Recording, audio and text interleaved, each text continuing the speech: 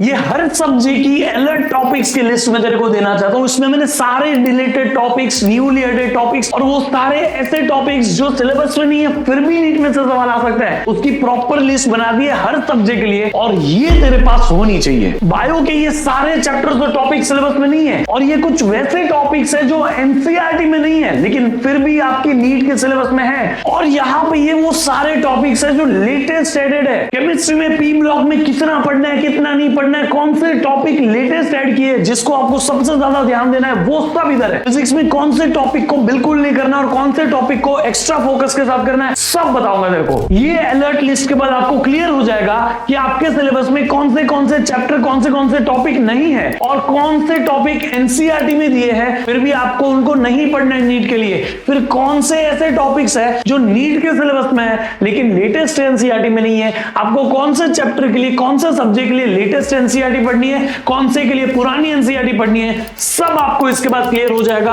और ये सारे सब्जेक्ट के लिए लेके आया हूं और कुछ ऐसे टॉपिक्स भी है जो नीट के ऑफिशियल सिलेबस में नहीं है लेकिन उनको टच करते हुए क्वेश्चंस पिछले 3-4 साल में पूछे गए हैं। तो आपको इसको अच्छे से संभाल के रखना पड़ेगा। हर बार जब आप प्रिपरेशन करो इस सिलेबस ट्रैकर को यूज कर लेना। इसी के पीछे आपकी अलर्ट टॉपिक की लिस्ट होनी चाहिए। इसके बाद में आपको कोई कंफ्यूजन नहीं होगा, अननेसेसरी टॉपिक में आपका समय कभी नहीं जाएगा। इसलिए इस वीडियो को एंड तक देखना। आपको इस पूरे वीडियो को देखने के बाद क्लैरिटी हो जाएगी और कोई दूसरा सिलेबस का वीडियो देखने की जरूरत नहीं पड़ेगी। तो ये वीडियो खत्म करने के बाद तेरे को सिलेबस के रिलेटेड कोई वीडियो देखने की जरूरत नहीं पड़ेगी और तेरे पास सब कुछ तेरे हाथ में होगा। चल शुरू करते सबसे पहले बायोलॉजी के साथ में। बायोलॉजी में नीट का सिलेबस लेटेस्ट है लेकिन हमें ज्यादा करके ओल्ड एनसीईआरटी हेल्पफुल रहेगी। ये सारे वो टॉपिक्स है जो आपको ओल्ड एनसीईआरटी में से कर लेना है। ये जो न्यू फैमिलीज है वो अपनी एनसीईआरटी में नहीं है तो आपको उसको अलग से कर लेना पड़ेगा, ठीक है। अब ये सारे डिलीटेड चैप्टर से आपको हर कोई बता चुका होगा यार, इसमें कुछ नया नहीं है क्योंकि ये आपको पढ़ने ही नहीं है, हर किसी ने आपको बता दिए होंगे। फिर भी यहाँ पे लिस्ट है, आप देख लेना। ये सारे वो टॉपिक्स है जो आपके चैप्टर्स में से हटा दिए। चैप्टर्स है लेकिन उनमें से टॉपिक्स हट चुके हैं। जैसे लिविंग वर्ल्ड में से टेक्सोनॉमिक एड्स हो गया जिसमें म्यूजियम, जू, हर्बेरियम हो गया। प्लांट ग्रोथ में से वर्नलाइजेशन हो गया, सीड डोरमेंसी हो गया। न्यूरल कंट्रोल में से हो गया सेंस ऑर्गन्स और रिफ्लेक्स सेक्शन, ठीक है, बहुत सिंपल है। लेकिन this is the best part, ये वो टॉपिक्स है सारे जो नीट 2026 में है लेकिन एनसीईआरटी में नहीं है या लेटेस्ट एनसीईआरटी में नहीं है टू बी प्रिसाइज। मॉर्फोलॉजी में हो गया modifications of root, stem, leaf. Structural organisation में से हो गया आपके animal tissues, epithelial, connective, muscles, neural, सब कुछ, ठीक है। न्यू एनसीईआरटी में फ्रॉग टिश्यूज के बारे में ही है सिर्फ, लेकिन जब आपके सिलेबस में इंसेक्ट और ब्रैकेट में फ्रॉग लिख देना तो इंसेक्ट में कॉकरोच भी आ जाता है। प्लीज उसे पुरानी एनसीईआरटी में से कर लेना, अच्छे से डिटेल में कर लेना, ठीक है। और ये जो न्यू फैमिलीज ऐड की है बायोलॉजी में, इन सारी फैमिलीज को सीख लेना। तो आपको इसकी पूरी डिटेल लिस्ट यहां पे मिल जाएगी, कौन से चैप्टर हट चुके हैं, कौन से टॉपिक्स डिलीट हो चुके, कौन से चैप्टर में से कौन से डेंजर जोन है एनसीईआरटी में नहीं है लेकिन आपको पढ़ने पड़ेंगे पुरानी एनसीईआरटी से या अलग से, वो सारे। और न्यूली एडेड टॉपिक्स एकदम टॉपिक बाय टॉपिक डिटेल में, इतना डिटेल में कोई आपको नहीं देगा। समझ में आ गया? चलिए अब चलते हैं फिर आगे दूसरे सब्जेक्ट पे, केमिस्ट्री पे। केमिस्ट्री में बहुत सारे चैप्टर्स हटा दिए और पी ब्लॉक में तुम्हें कंफ्यूजन दे दी है। This is a great part of chemistry कि भाई 9 चैप्टर्स हट चुके हैं। अब पी ब्लॉक में आता है, पी ब्लॉक की बहुत बड़ी मिस्ट्री है, पूरी क्लियर कर दूंगा इस टेबल के साथ में, ठीक है। सबसे पहले ये सारे चैप्टर्स आपको नहीं करने हैं, आपको ये चैप्टर्स सामने दिख रहे हैं, मैं आपको लिस्ट में भी दे दूंगा सारे के सारे, यहां पे देख लो। ये बायोलॉजी का जैसा मैंने बताया था, ये केमिस्ट्री का है। केमिस्ट्री में ये सारे चैप्टर्स आपको नहीं करने, ठीक है। अब आ जाओ वो टॉपिक्स पे जो पी ब्लॉक में करने हैं और जो स्किप करने हैं, दोनों, ठीक है। पी ब्लॉक में आपके सिलेबस में 13 से 18 की जनरल इंट्रोडक्शन करनी है, इलेक्ट्रॉनिक कॉन्फ़िगरेशन और ट्रेंड्स करना है, ठीक है। आप इसको न्यू एनसीईआरटी में से आप डिलीट, देखो न्यू एनसीईआरटी को खोलोगे उसमें पूरा पी ब्लॉक डिलीटेड है, ठीक है। लेकिन आपको ओल्ड एनसीईआरटी में जाके इतना बेसिक सा कर लेना पड़ेगा। और एक चीज याद रखना, ये ओल्ड एनसीईआरटी जो है उसमें ना डिटेल्ड कंपाउंड्स दिए हुए ये सारे के सारे। तो आपको ये जो ओल्ड एनसीईआरटी में से जो पूरी की पूरी मैकेनिज्म होती है बाकी कुछ नहीं पढ़ना है, सिर्फ ये 2-3 चीजें पढ़नी है, introduction, electronic configuration and trends, बस। इससे ज्यादा पी ब्लॉक में समय मत देना। और इसीलिए पी ब्लॉक इतना बड़े होने के बावजूद भी आपके लिए इतना सा हो चुका है, इसको कर लेना। अब ये वो सारे नए टॉपिक्स है जिसको टीचर्स भी स्किप कर देते पढ़ाने में, आपको ये सारे टॉपिक्स इस चैनल पे संजय सर करा ही देंगे, तो आपको ये टॉपिक्स पता भी तो होने चाहिए।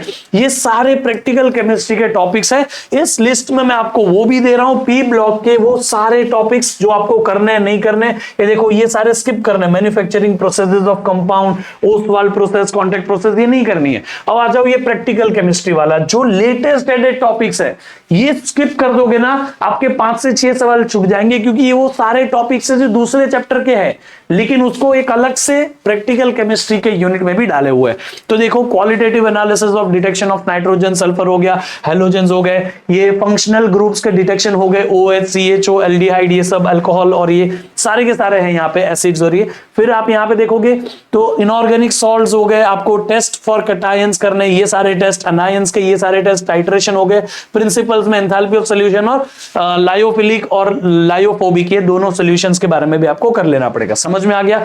तो आपको कौन से नए टॉपिक एडेड है उनको अच्छे से ध्यान में रख के करना पड़ेगा। तो अब आगे चलते हैं फिजिक्स में। फिजिक्स में ये सारे चैप्टर्स और टॉपिक्स आपको हटा दिए जिसकी मैं अभी लिस्ट दूंगा, लेकिन उसमें ज्यादा फोकस आपको प्रैक्टिकल फिजिक्स में करना है। और 2 ऐसे टॉपिक्स है जो सिलेबस में नीट ने हटा दी है लेकिन फिर भी क्वेश्चन पूछ लेता है, वो भी मैं आपको बता दूंगा। सबसे पहले डिलीटेड टॉपिक्स हो गए, फिजिकल वर्ल्ड पूरा चैप्टर नहीं करना है, रोलिंग मोशन में सिर्फ बेसिक करना पड़ेगा, भले उन्होंने हटा दिया है। आपको इंक्लाइन प्लेन, काइनेटिक एनर्जी, ये सब नहीं करना है, ठीक है।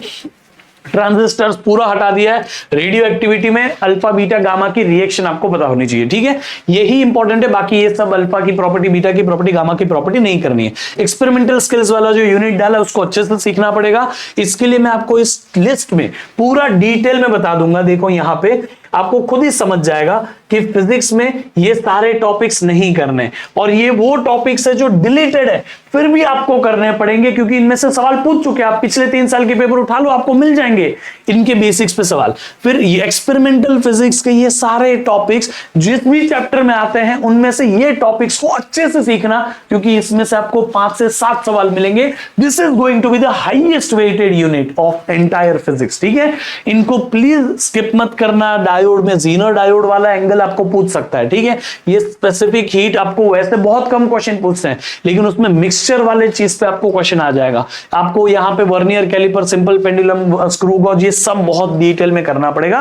प्लीज इसको ध्यान से करिएगा। ये सारी वो इंपॉर्टेंट चीजें हैं जो मुझे आपको बतानी थी। उसी के साथ में आपको ये अलर्ट लिस्ट पूरी, और उसके साथ में एक और गिव अवे है, फिजिक्स का सिलेबस ट्रैकर। सिलेबस ट्रैकर में आप पूरा का पूरा अपना प्रिपरेशन ट्रैक कर सकते हो कि कौन से चैप्टर में कितना हमने लेक्चर्स देख के हो गए, सीख के हो गया, प्रैक्टिस करके हो गए। उसके एटलीस्ट हर चैप्टर के मिनिमम से मिनिमम 200 सवाल आपके होने चाहिए, तब उसकी प्रैक्टिस टिक करना। फिर उसका रिवीजन आपने कर लिया, फिर उसके PYQs जो है पिछले 10 साल के, सिर्फ पिछले 10 साल के, वो आपके हो गए, और उसके बाद उसकी टेस्ट दी तो कितने मार्क्स आए। इस तरीके से आप अपनी प्रिपरेशन प्लान करो। मैं आपको एक और टिप दूंगा, यहां पे ब्रैकेट में डेट लिख लेना कि आप कौन सी डेट को उसकी टेस्ट देना चाहते हो।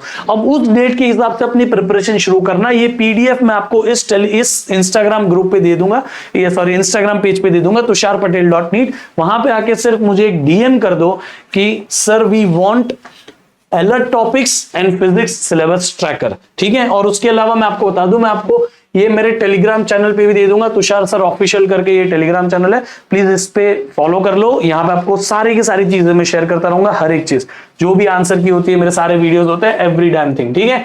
तो मिलते हैं वहां पे। आई होप कि आपको क्लास अच्छा, ये वीडियो अच्छा लगा। अब कोई कंफ्यूजन नहीं होगा पूरा सिलेबस में। और इसी के साथ में आपको बैकलॉग कवर करने के लिए हमने सुपर शॉर्ट्स डाले थे क्लास 11 के कुछ इंपॉर्टेंट चैप्टर्स के। आई होप आपने वो कवर किए हैं। अब आपको कोई अगर बैकलॉग बचा है तो कमेंट बॉक्स में कमेंट कर दो कि ये मेरा बैकलॉग है सर, फिजिक्स में ये चैप्टर्स, केमिस्ट्री में ये चैप्टर्स, बायोलॉजी में ये चैप्टर्स, और उसके हिसाब से मैं स्पेसिफिक आपके जो बैकलॉग चैप्टर्स है उसकी स्ट्रेटेजी लेके आऊंगा कि कैसे उनको जल्दी से जल्दी वाइंड अप करना है, ठीक है। आपको बैकलॉग कवर करना है, और कमेंट बॉक्स में कमेंट करते वक्त अपने नाम के आगे डॉक्टर लगाना मत भूलना। This is going to be the trend on this channel, ठीक है बेटा। जरूर इन सबको कर लेना। बाकी आपको PDF चाहिए, मुझे इंस्टाग्राम पे DM कर दो या टेलीग्राम चैनल ज्वाइन कर लो। Bye, see you, take care.